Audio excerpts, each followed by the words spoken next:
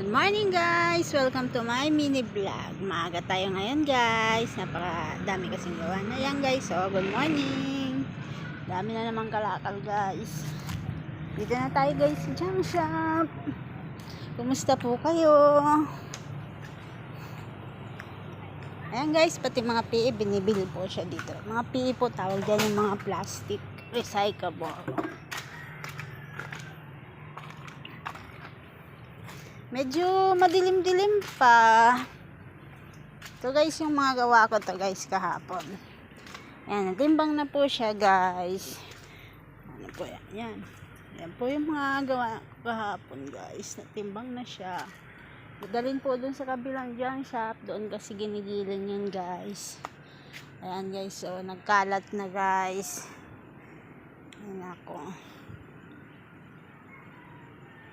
Wala kasing jumbo, kumukulang ng jumbo guys, kaya di ako nakakagawa ng maayos. Medyo madilim pa, wala pa yung mga tao. Kanina talaga ako, maaga talaga ako pumapasok para makarami. Maraming gastusin guys. Ayan siya guys, oh. Dami guys. Dito sila guys dumadaan. Yan, inaakyat nila doon. Yan, mga gawain pa yan guys. Ito naman guys, yung mga lubog siya guys. Nahalo na lang yan sa muno.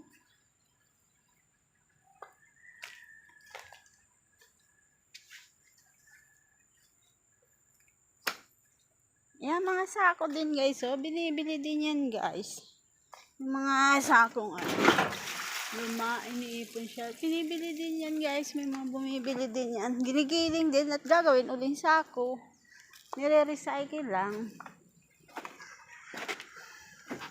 Yan.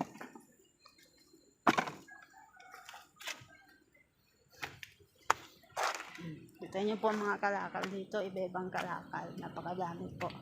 Yan mga lata yan guys. Oh.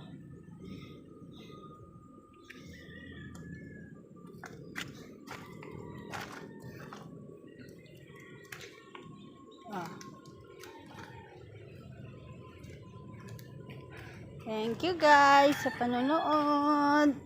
Please follow me and share and comment po.